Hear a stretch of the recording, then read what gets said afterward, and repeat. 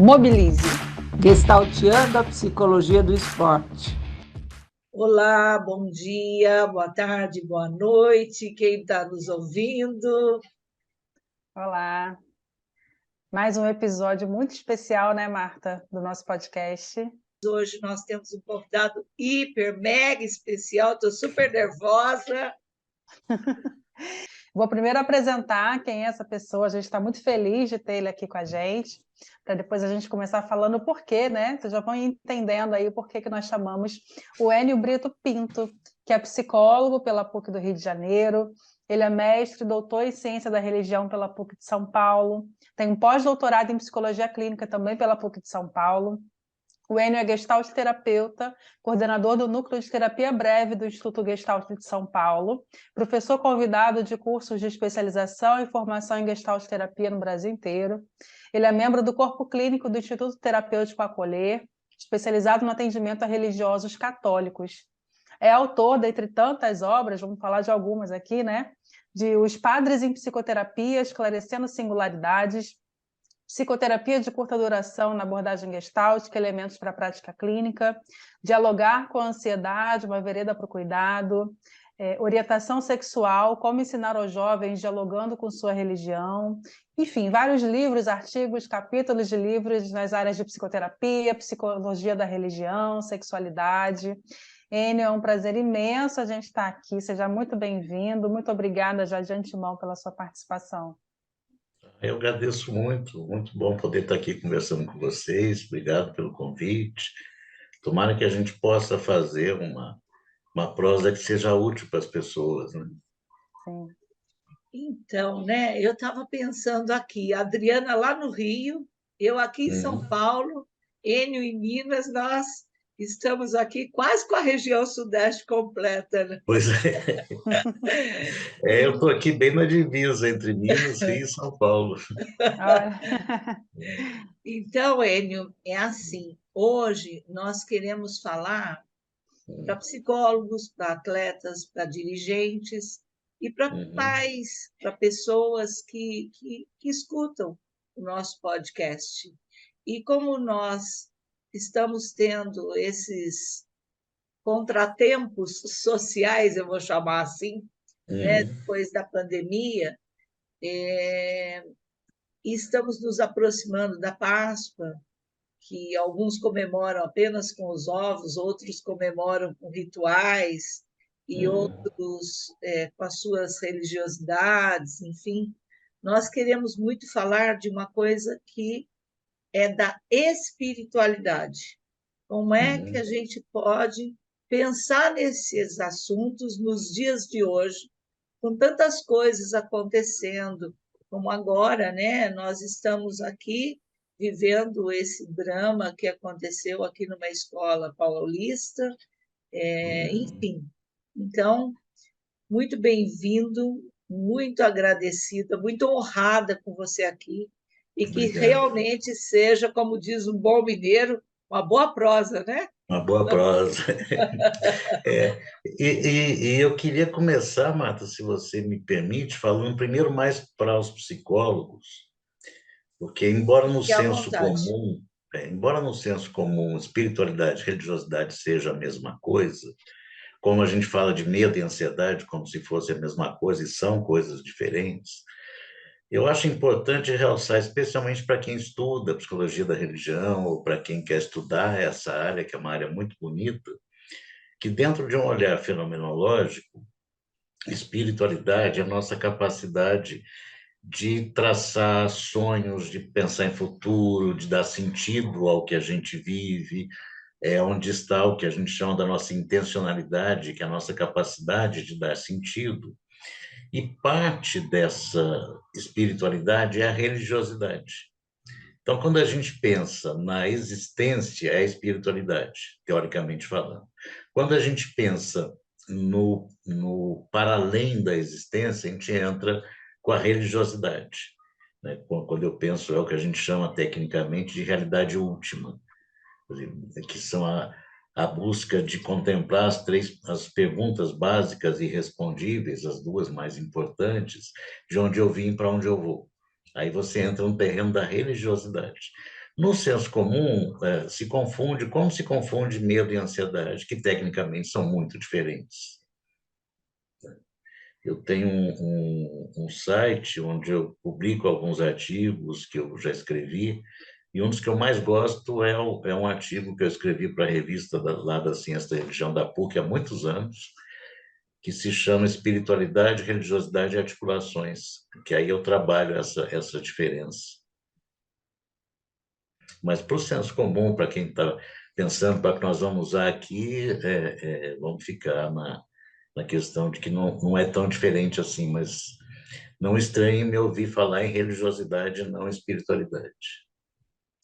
Que bom para a gente aprender um pouco disso e também colocar lá no nosso podcast a indicação desse artigo para que Uhum. outras pessoas possam ler, tá bom? Então, Enio, fique à vontade para você ir dialogando conosco essa questão, né, do sentido, essa questão da religiosidade, da espiritualidade, e desse momento que nós estamos vivendo pós-pandemia, ou ainda dentro dela, eu não consigo saber se nós estamos já na pós ou se ainda estamos dentro, sabe? Pelo que eu tenho estudado e lido, nós estamos dentro ainda, mas com um risco muito menor em função da vacina, né? Sim, Que sim. tem, o que nos permite hoje voltar a uma vida em grande parte como era antes, em grande parte diferente, porque eventos como esse mudam a gente, mudam muito, né? Inclusive na questão da religiosidade. Mas o que está nos permitindo hoje essa liberdade maior, essa coisa de não precisar mais usar tanto a máscara, de poder conviver com as pessoas, é a vacina. Essa é inegável e é uma pena que ainda haja pessoas que não querem se vacinar, que acreditam em fake news, que pensam que há remédios para o vírus. Não há remédio para os sintomas que o vírus causa e muitas vezes o remédio não adianta, especialmente se a pessoa não tiver vacinada.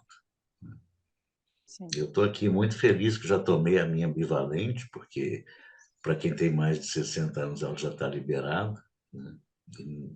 E a vacina não impede de ter a doença, mas impede que ela fique grave. E essa é a função fundamental. Mas a gente está vivendo. Eu tenho muita curiosidade, Adriana, Marta, com relação às consequências existenciais da pandemia que a gente já começa a observar e que vai observar bastante.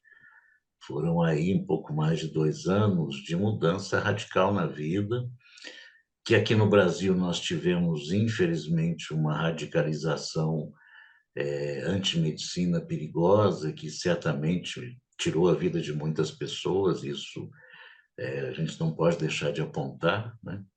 Mas temos aí uma série de... Eu tenho observado, às vezes recebo mensagens de pessoas que leram meu livro sobre ansiedade e aí contam das ansiedades que viveram na época e da possibilidade de dialogar com a ansiedade, fazendo transformações na vida, agora voluntárias, né? Porque a gente teve que fazer transformações até não exatamente involuntárias, mas causadas pela pandemia. Eu, por exemplo, estou aqui em São Sebastião do Rio Verde, que é onde eu tenho uma casa. Eu vim, era uma casa que eu tinha para férias, para fim de ano e para quando eu me aposentasse. Quando começou a pandemia, eu vim para cá para ficar, imagina, 2, 3 meses, isso passa, eu volto para São Paulo. E fiquei 2 anos. Agora eu estou voltando para São Paulo. Estou 15 dias em São Paulo, 15 dias aqui em São Sebastião do Rio Verde, e são cidades completamente opostas, né? São Sebastião tem um pouco mais de 2.000 habitantes na cidade inteira. É uma cidade deliciosa, tranquila. E agora eu estou vivendo esse pós-pandemia de onde é que eu vou sossegar, aqui ou em São Paulo? E quando eu volto para São Paulo, já não é a mesma São Paulo. A gente já vê muito mais gente pela rua, miséria, Porque a pandemia trouxe isso de mais pesado. Muita gente perdeu emprego, muita gente que tinha empreendimentos perdeu empreendimento. E, ao mesmo tempo, muita gente, ao perceber, e aí entra a questão que eu ligo à religiosidade, ao perceber o risco da morte mais explícito, o risco da morte está sempre presente, mas nesse momento ele fica mais explícito, passou a questionar como estava vivendo. O que estava correndo para ter um pouco mais de dinheiro no fim do mês, mas precisava mesmo disso. Eu tenho recebido mensagens muito bonitas de pessoas que, por exemplo, dava aula numa cidade a 50 quilômetros de onde mora, para ter uma renda e viagem, viagem, viagem. No fim, falou, mas para quê? Eu não preciso desse dinheiro, eu posso viver com mais simplicidade. E deixa de fazer essa viagem para dar aula, mantendo as aulas só na cidade onde mora. Há a possibilidade, pessoas que perderam pessoas muito queridas e que passam a dar outro valor ao amor, à amizade. Então, há a possibilidade de uma mudança na espiritualidade, no sentido de que sentido tem minha vida? O que eu estou fazendo comigo de ficar correndo tanto, fazendo tanta coisa? Eu preciso mesmo. Então, nós temos essas duas polaridades, pessoas que estão sofrendo muito em função da pandemia, por perda gerada pela pandemia, não só perdas concretas, mas perda de coragem também. Tem gente que ainda tem medo de ir num lugar que tem mais gente, de ir num show, de ir num cinema, por exemplo, de pegar um ônibus, ainda não criou a necessária confiança e grave, muito grave são as perdas, especialmente nas grandes cidades, causadas pela falta de trabalho, falta de emprego, que a pandemia causou. Aí não foi só culpa de administração federal ou estadual, mas há todo mundo se vive isso hoje. A pandemia provocou um período de quebra dos nossos hábitos. E aí do que a gente está conversando, o que me parece mais interessante é olhar para essa questão do sentido da vida mesmo. Ele traz alguma mudança. Eu gosto muito de um raciocínio do Viktor Frankl, que diz que nós temos basicamente, bem grosso modo, três modalidades ou três formas de compor sentido para a vida. O primeiro, diz o Frankl, é o sentido para o que está acontecendo a cada momento, o sentido do cotidiano. Que sentido tem nós estarmos aqui conversando sobre esse tema? Que sentido tem quem está nos ouvindo, ouvendo, prestando atenção a esse tema? Esse é o sentido que a gente precisa, tá?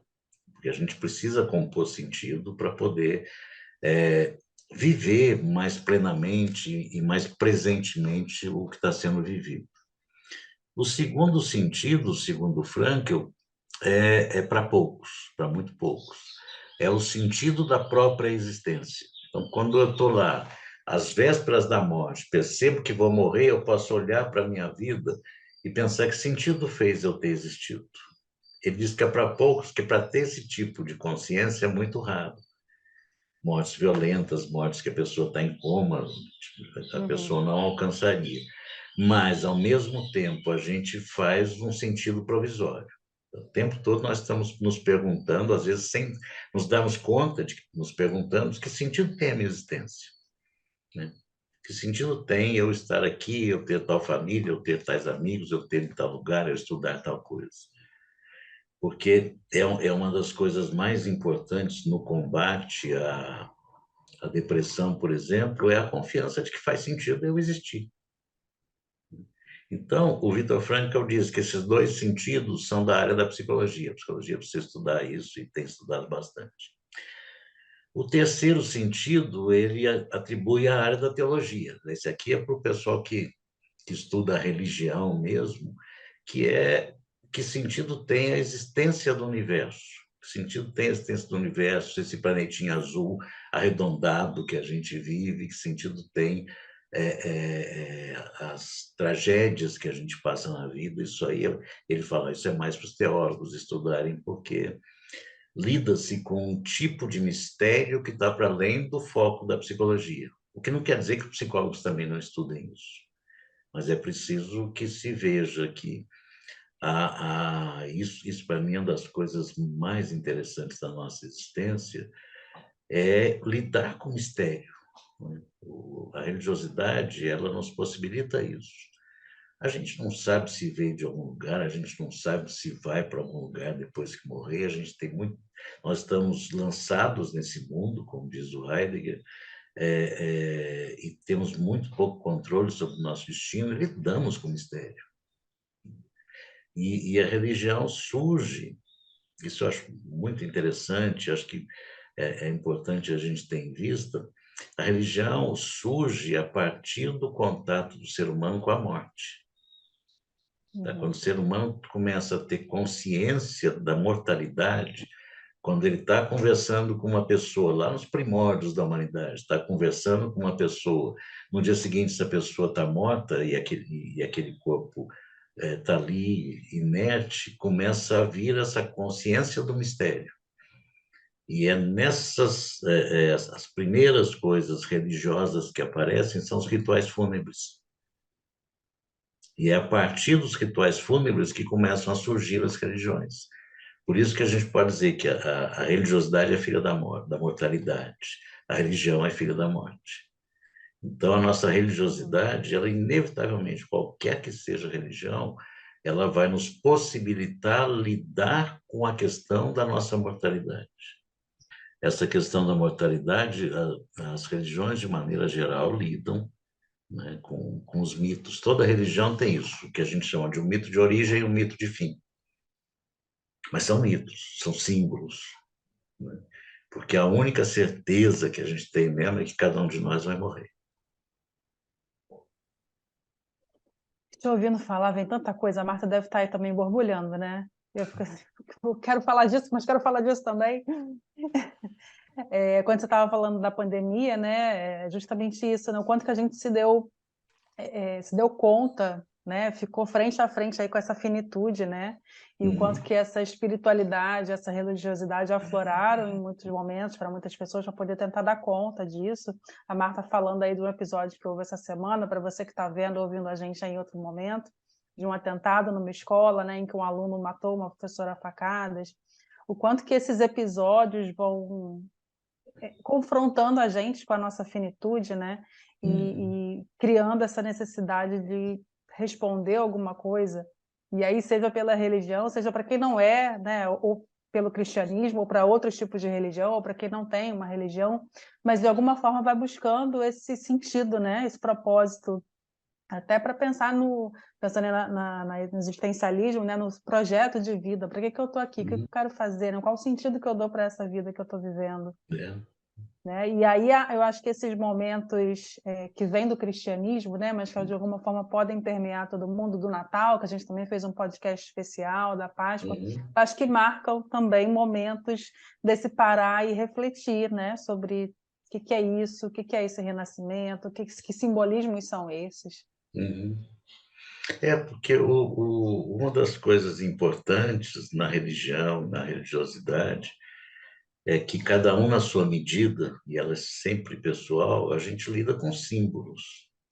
A gente está aí, nós estamos próximos da Páscoa, que é um dos símbolos mais importantes das religiões cristãs e do judaísmo também, né? A vivência de uma renovação, de uma transformação e da lida com a morte, né? Porque na sexta-feira da Paixão se observa um luto simbólico pela crucificação de Jesus, para os cristãos, né? Os judeus, por exemplo, têm sua Páscoa também, que não coincide, mas é sempre próxima, que é um momento de libertação, comemoram simbolicamente um momento de libertação para a vida. Então, uma das funções da religião é nos dar símbolos para lidar com as questões mais delicadas da vida. Toda religião, e aí toda religião mesmo, ela traz símbolos que possibilitam compreender o mundo, dar sentido à própria existência. Essa para mim, é a função mais importante da religiosidade, é nos aproximar desse aspecto simbólico, do contato com o mundo que é misterioso. Há um teórico na área da religião que tem uma expressão muito forte, que ele diz que Deus é um mysterium tremendum, em latim, mysterium tremendum, que é um mistério que faz tremer. Ele se refere ao Deus judaico e cristão, mas também vale para as outras religiões. A gente vai se deparando quando criança e para aqueles que conseguem desenvolver mais o espírito simbólico, a vida inteira a gente se depara com situações como essa. Que coisa é essa de um menino de 13 anos entrar numa escola querendo matar professores e colegas? É trágico. E a religião nos ajuda a lidar com a tragédia. Ao mesmo tempo, a gente olha, nós estamos hoje na época de lua, de quarto crescente. Que maravilha que é ver a lua de noite. Que coisa encantadora.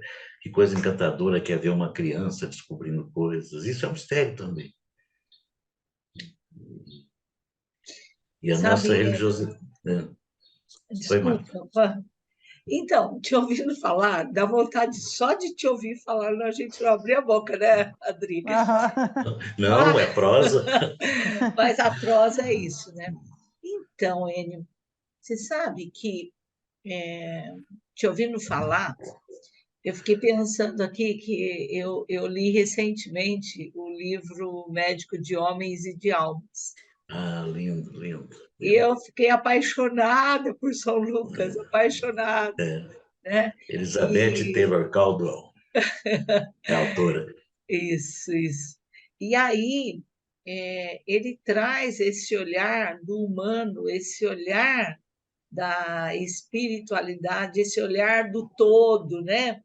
E como nós estamos também na área clínica e na área esportiva, você sabe que o atleta de alto rendimento é um atleta que passa por muitas provações e que cabe a ele o tempo todo ficar travando situações, liberando outras para criar resiliência. E para alcançar um pódio que algumas vezes demora menos de 1 minuto. E algumas vezes, no meu caso aqui, de arbitragem, às vezes até tem que sair pela porta do fundo, não pode nem sair pela porta da frente, né? Então, nós temos várias situações onde o tempo todo eles se confrontam com a vida e a morte em termos de luta diária de sobrevivência, luta diária para estar alcançando um lugar de escala ou um lugar de pódio. E eles têm isso muito forte dentro deles, a grande maioria da religião, e a nossa busca enquanto psicólogos é trabalhar o autoconhecimento para que não se esconda atrás de um Deus, mas que Deus faça parte de uma presença interna, onde vive em mim, né?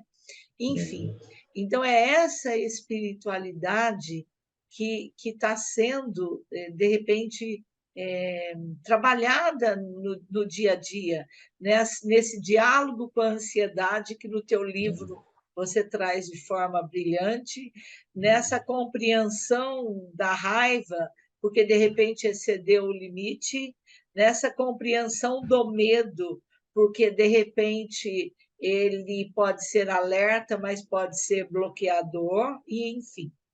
Então, te ouvindo, passou tudo isso e um pouco mais, né? Porque me parece, Marta, que são questões que tocam na composição do sentido. Que sentido tem para mim ser um atleta e fazer tanto sacrifício em função da carreira, do pódio, porque são sacrifícios.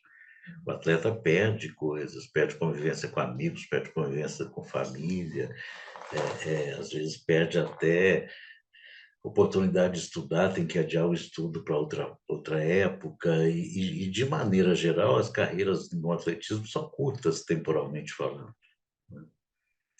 E também na questão da arbitragem tem que compor sentido. Para poder, eu imagino que deva ser terrível você ter um estádio te xingando, você ter jogadores tentando te manipular. Eu gosto muito de futebol, acompanho muito futebol, e são situações muito delicadas que eu penso que só podem ser vencidas se não com a religiosidade, porque para alguns ela não é tão forte, tão importante, mas com a composição de sentido para aquilo. Que sentido tem isso na minha vida?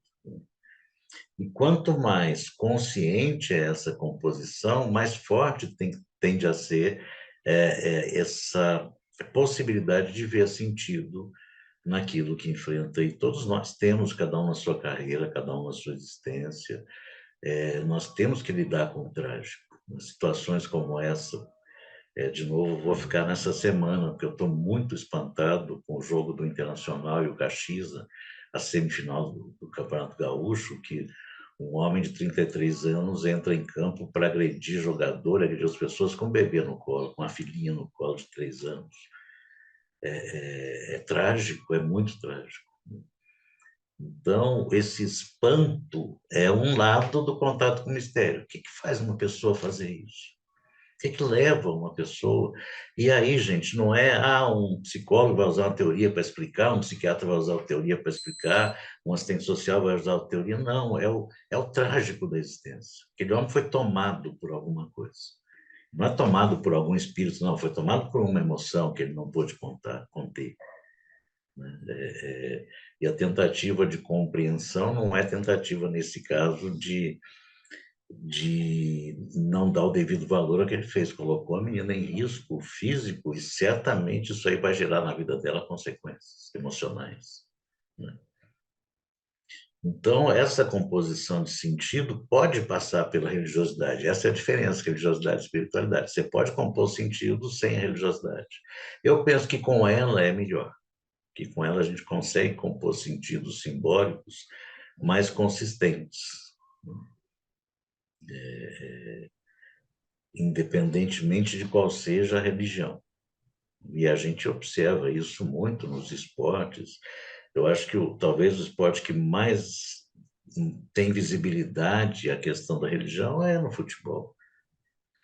Eu lembro do Santana, o massagista do Vasco, que fazia lá seus trabalhos perto da trave, os jogadores que fazem gol e apontam a mão para cima, atribuindo ao Deus dele, jogadores que entram em campo só com o pé direito, tudo isso tem a ver com religiosidade.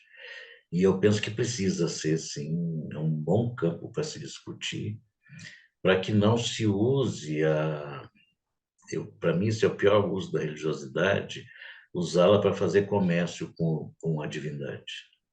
Para mim, isso é terrível. E já desse eu ouvi um comentário, achei muito interessante, alguém comentando uma matéria no jornal, um leitor diz, do jeito que essas pessoas fazem, parece que parece que Deus é torcedor de um time. E acho que a gente precisa questionar isso. Por que a religiosidade é usada para dizer que eu sou melhor e não que eu sou parte de uma comunidade ou da condição humana mesmo? Queria te ouvir falar um pouquinho mais sobre isso, pegando aqui outras experiências que eu tenho ouvido até de outros psicólogos e experiências na clínica, do uso dessa religiosidade. A gente está falando do uso positivo, né? Mas do uso que eu vou chamar de negativo, e de quando acho que isso conflita com esse sentido de crenças mesmo, né? As minhas crenças e os dogmas que às vezes vêm de uma religião, de uma igreja, né? Como que você percebe isso, né? Porque é uma coisa que eu venho percebendo muito, assim, que está cada vez mais presente no meu campo, né? No meu ambiente, nas pessoas que eu venho convivendo. Eu penso, Adriano, que essa é uma questão muito delicada, tá? Porque a religião tem algumas funções sociais das quais me parece que as duas mais importantes são da pertinência. Tá? Por isso que cada religião as pessoas se tratam por irmãos, porque aí eu pertenço àquele campo e nós precisamos de pertencimento, porque pertencimento nos dá eco, nos dá confirmação. A outra função da religião, e todas elas, aí, independentemente de qual seja a religião, nos dar diretrizes morais. Toda religião tem lá seu livro de ética ou de moralidade, o que fazer, o que não fazer. Por exemplo, no cristianismo, no judaísmo, há os 10 mandamentos e tantos outros que existem. Essa é a função da maioria dos líderes religiosos, discutir moralidade, e aí entra-se num terreno extremamente delicado. O que eu entendo é que quanto mais madura é uma pessoa, mais a sua religiosidade é crítica. Então, a religiosidade crítica, que para mim é a melhor religiosidade, que é o que o Paul Ricoeur fala de busca de uma segunda ingenuidade, é uma ingenuidade no sentido de aquela ingenuidade necessária que a gente tem para perceber mistério, para lidar com mistério. Esse espanto que a criança tem, que infelizmente a gente vai amadurecendo e alguns perdem. Acho que até que a maioria perde. Eu acho deve ser muito triste você viver sem se espantar, sem conversar com as estrelas, como diria Olavo Bilac. Essa moralidade, então, na religiosidade mais crítica, ela é sempre questionada. Então, você não pode pecar. Mas, peraí, o que é pecado? Qual o sentido do pecado? Quanto menos crítica é a religiosidade, mais a pessoa está sujeita a ser levada, a ser conduzida. Né? E na terapia, o nosso trabalho é ajudar a ampliar essa crítica. Então, por exemplo, a área que eu estou mais próximo, que é o catolicismo, porque eu venho de uma família católica, tenho uma tradição católica. Uma das coisas que ficou muito claro para mim quando estudei mestrado e doutorado em ciência da religião é que a Igreja Católica são várias igrejas. Tá? Tem um eixo central, tem Roma como referência, mas a teologia da libertação é completamente diferente da renovação carismática católica. Tá? São vivências diferentes, são, na prática, relações completamente diferentes com Deus. Então, o trabalho da psicoterapia na questão da religiosidade é ajudar a pessoa a descobrir qual é a religiosidade dela. E aí, terapeuta não tem que abdicar da sua religiosidade, porque não há como eu entrar para atender alguém e deixá-la de fora. Mas tem que ter consciência de qual é a sua, porque a gente, idealmente, tem que atender pessoas de todas as religiões do mesmo jeito. E tem mesmo. Mas isso, para conseguir, muitos, e há ainda quem defenda isso, dizem em terapia não se fala de religião, que eu acho um absurdo. Como é que eu vou dizer em terapia não vou falar disso se eu vou ali, estou aberto para discutir a existência da pessoa como um todo? Aí fala, não, peraí, isso aqui a gente não vai falar, não, corta, vamos falar de outra coisa, né? Não faz sentido, né? Não, é parte da existência. Que sentido tem para você isso? O que não pode eu, terapeuta, conduzir a religião do outro. Exatamente. O meu papel é ajudá-lo a olhar a sua religião, ver como é para ele, como é que é a própria religiosidade, e desenvolver o senso crítico, porque é muito maior a fé que é crítica do que a fé que não, porque a fé crítica tem responsabilidade. Eu sou responsável pelo que eu estou falando aqui, embora quando eu começo, toda vez que eu vou fazer isso, eu peço iluminação para Deus e peço para o anjo da guarda me ajudar. Mas o responsável sou eu. Uhum. Quando eu atribuo a responsabilidade à divindade, eu estou me alienando. E aí eu fujo da religiosidade crítica e me torno massa de manobra. Por que é assim? Porque o pastor falou que é assim, porque o padre falou que é assim, porque o rabino falou que é assim. Perfeito. E você? O que você pensa? O que diz seu coração a respeito disso? E, infelizmente, a maioria das religiões não auxilia a pessoa a ouvir seu coração, porque é ali que está o rumo. Ali que está a melhor forma de alcançar essa segunda ingenuidade e pegar os textos religiosos e fazer uma hermenêutica para os nossos tempos, para o que se vive hoje. Eu vou puxar um gancho meio que do leigo e do senso comum, que é essa coisa de você receber no consultório, ou mesmo nos campos, nas beiras de piscina, nas quadras, nos bosques, não importa, que o psicólogo clínico e esportivo ele está aonde a demanda pede. Então, necessariamente, o setting não é só dentro do consultório.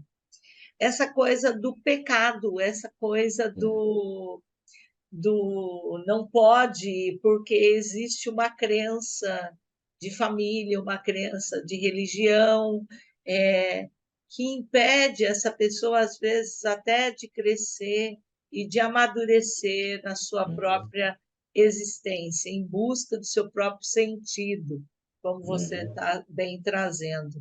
Queria que você trouxesse um pouquinho desse olhar que é tão difícil, porque, ao mesmo tempo que nós queremos ajudar, você tem que respeitar o processo e o desempenho e o desenvolvimento dessa pessoa nas diferentes faixas etárias, né?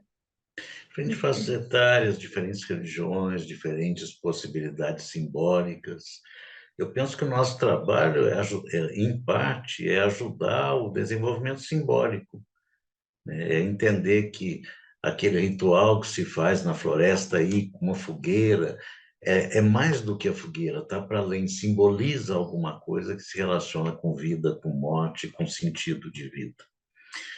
Nesse sentido, é que uma das formas que a gente tem de perceber o amadurecimento é entender a ideia de pecado como uma noção geral que precisa ser traduzida a cada situação. Nesse sentido, eu adoro, já li umas 4 vezes, além do Médico de Homens e de Almas, que é um livro fantástico, mas há um rabino no Rio de Janeiro, o Newton Bonder, que tem uma série de livros publicados e muito bons, mas tem um que é especial, que se chama Alma Imoral. Eu ia falar dele. Eu li também. Eu li esse livro umas 3 ou 4 vezes, assisti 2 vezes a peça com a Clarice Nisquier, vi o filme, fiz o ano passado, retrasado, fiz um curso com o Newton Bonder, e ali ele levanta para mim, por isso esse livro é tão precioso, a ideia de que a gente precisa transgredir. Transgredir é atravessar a lei, ir para além da lei. Não é seguir a lei estritamente, é buscar o sentido da lei. Isso é que é transgredir. Tá? E precisa muita coragem para fazer isso. E para mim, aquele livro é uma lição sobre pecado. Lição nesse sentido. Tá bom, não sei, estou me lembrando aqui dos meus tempos de criança, mas acho que ainda é assim. Você tem que ir à missa todo domingo, se você for católico. Se todos os católicos fossem à missa todo domingo, não tinha igreja que desse conta. E aí o ir à missa deixa de ser um ato religioso, passa a ser um ato de dever, passa a ser um ato de comércio. O ato religioso é quando você vai à missa e aquilo compõe um sentido para você naquele momento. Mas a maioria das pessoas vai porque tem que ir, porque se não for é pecado. Eu, quando criança, eu aprendi isso. E eu assisti muita missa, porque senão eu estaria pecando. E à medida que eu fui amadurecendo, passando a adolescência, idade adulta, eu fui aprendendo, não, para ir à missa é preciso que tenha um sentido. E para mim, esse é a possibilidade da gente alcançar uma coisa que o Alport chama religiosidade intrínseca.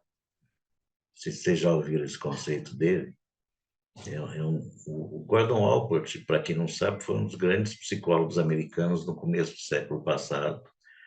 É um dos pais da psicologia humanista americana, e ele tem um texto muito bonito que eu já usei em diversos textos que eu escrevi.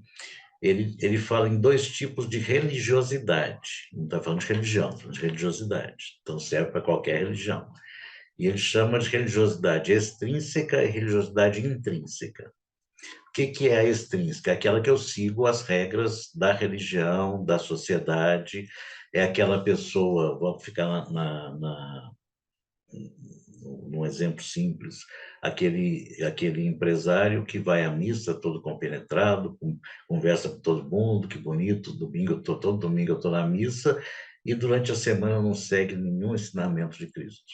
Não tem compaixão, não tem empatia, explora pessoas mais simples. Esse é o extrínseco.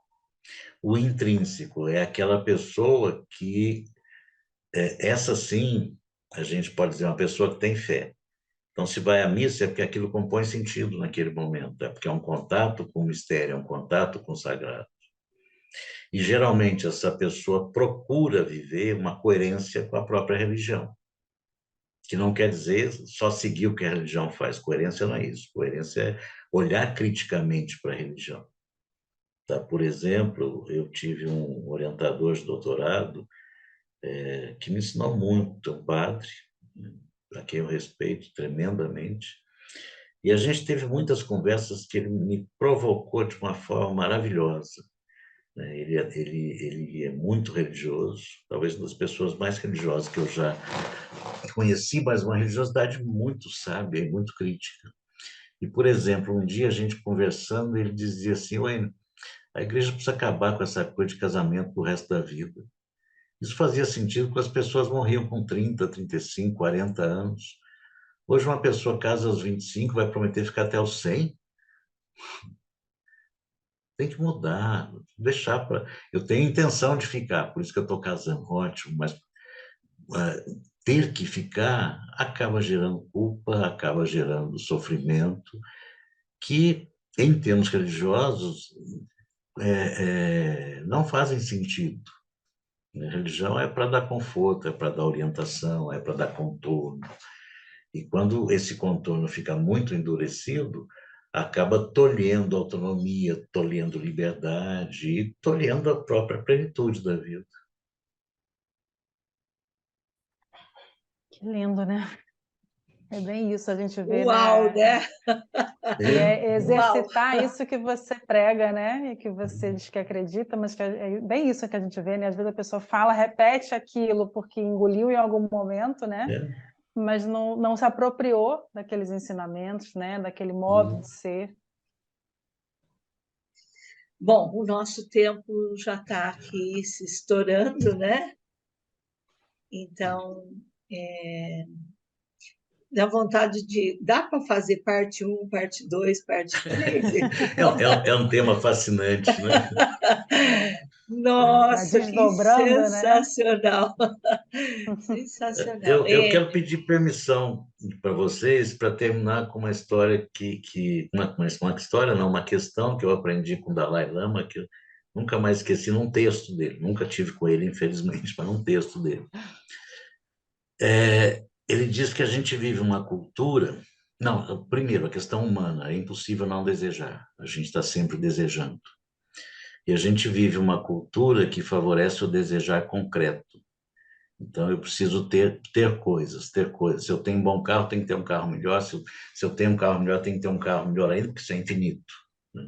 Sempre é possível desejar algo mais aprimorado.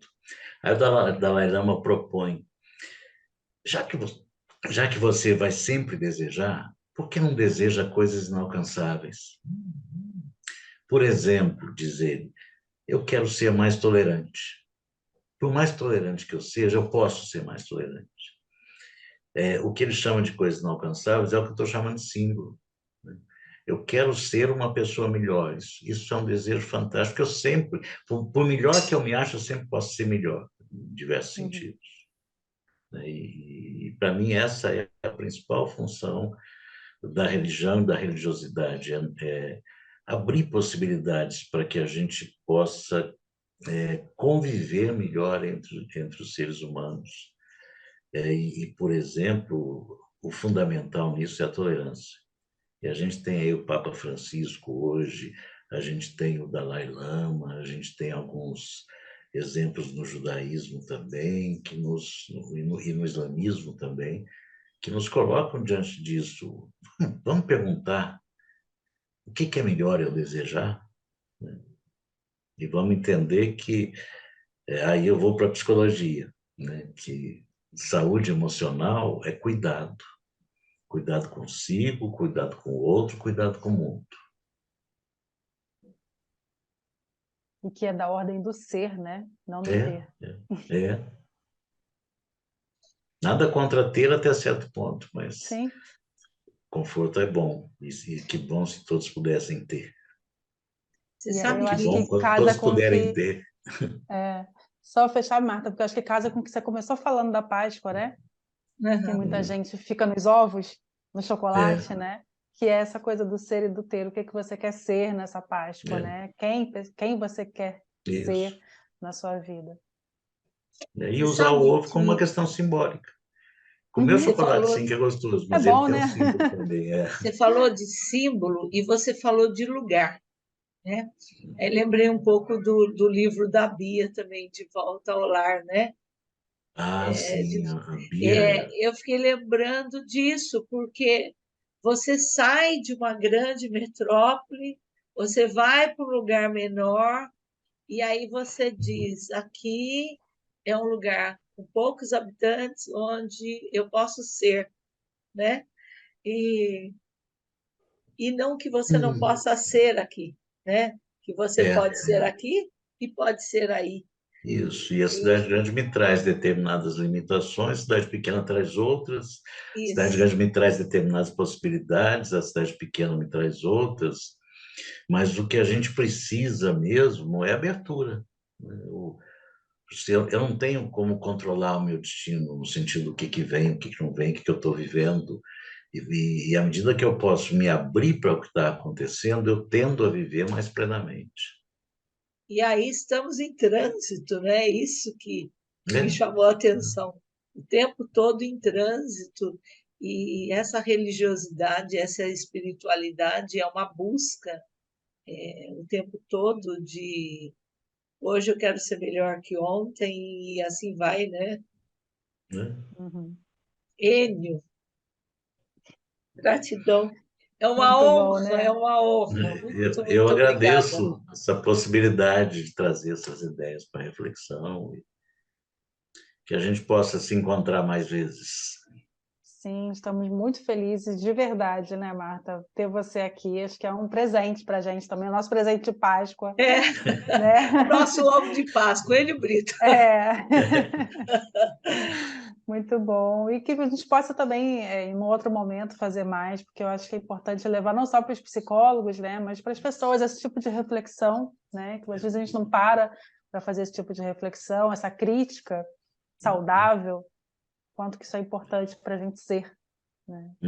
Muito obrigada. Gratidão, viu? Boa semana e boa Páscoa, né? Para vocês também. Boa Páscoa para quem está ouvindo aí também. Né? Sou grato daqui. Um abraço. Tchau, tchau. Tchau.